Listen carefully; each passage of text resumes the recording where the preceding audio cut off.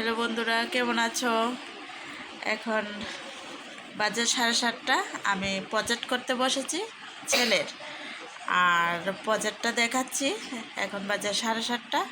প্রজেক্টটা ছেলের স্কুলের দেখাচ্ছি। এই দেখুন,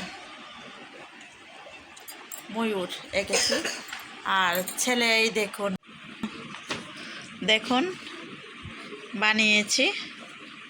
প্রজেক্টটা কমপ্লিট করেছি।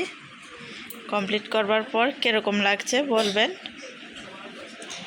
আমি এর আগে কখনো বানাইনি, এই প্রথম বানিয়েছি, ডিজাইন করেছি, একটু একটু চেষ্টা করেছি।